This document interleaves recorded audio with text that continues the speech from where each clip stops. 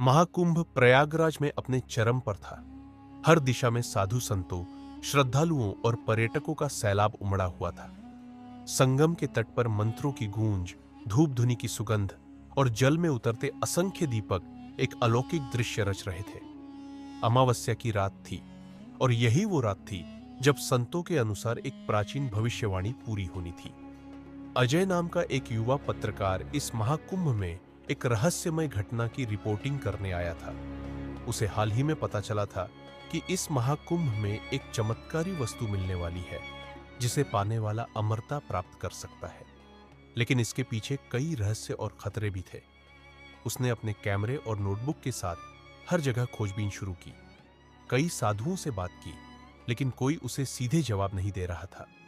तभी उसकी मुलाकात स्वामी अवधूतानंद नामक एक रहस्यमय साधु से हुई। स्वामी जी ने धीमे स्वर में कहा, वह वस्तु एक विशेष मुहूर्त में ही प्रकट होगी, लेकिन याद रखना, इसे पाने की कीमत बहुत बड़ी होगी। अजय ने उस चेतावनी को नजरअंदाज कर दिया। वो उस वस्तु की खोज में और गहराई तक जाने के लिए तैयार था। रात के तीसरे पहर जब ज्यादातर श्रद्धालु थककर विश्राम कर रहे थे, अजय चुपके से संगम तट के पास उस स्थान पर पहुंचा जिसे स्वामी अवधूतानंद ने संकेत दिया था। अचानक नदी के बीच से एक प्राचीन पत्थर का द्वार प्रकट हुआ। अजय का दिल तेजी से धड़कने लगा। उसने उस द्वार में प्रवेश किया। अंदर एक अंधेरी गुफा थी जहां दीवारों पर विचित्र प्रतीक उकेरे गए थे। गुफा के केंद्र में सोने का एक चमकता हुआ कलश रखा था जिसके चारों ओर नागों की आकृतियां बनी हुई थी। अजय ने बिना सोचे समझे उस कलश को उठाया। तभी गुफा कांपने लगी। एक भयावह गर्जना के साथ गुफा में एक विशाल नाग प्रकट हुआ। उसकी आंखें आग की तरह जल रही थी। तुमने अमृता के कलश को छूने की हिम्मत कैसे की? नाग ने दहाड़ते हुए कहा।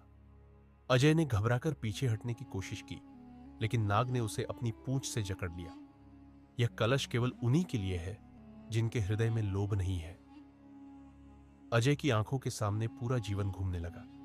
उसने जीवन में हमेशा सफलता के पीछे भागा था, लेकिन अब उसे एहसास हो रहा था कि यह दौड़ ही उसका सबसे बड़ा अभिशाप थी। उसने कांपते हुए कहा, मुझे अमृता नहीं चाहिए, मुझे सिर्फ अपनी गलती सुधारने का मौका चाहिए। नाग ने कुछ क्षणों के लिए अजय की ओर देखा और फिर कहा, तुम्हें जीवन का दूसरा मौका मिलेगा, लेकिन याद रखना, तुम जो देख चुके हो उसे कोई और न देखे। अचानक एक तेज रोशनी हुई और अजय संगम के किनारे होश में आया। उसके हाथ में कोई कलश नहीं था। चारों ओर वही भीड़, वही मंत्रोच्चार था, मानो कुछ हुआ ही न हो। स्वामी अवधूतानंद पास ही खड़े मुस्कुरा रहे थे। कलश क्या मिला? उन्होंने रहस्यमय अंदाज में पूछा। अजय ने झिझकते हुए सिर झुका लिया। वो समझ चुका था कि कुछ रहस्य हमेशा रहस्य ही रहने के लिए होते हैं।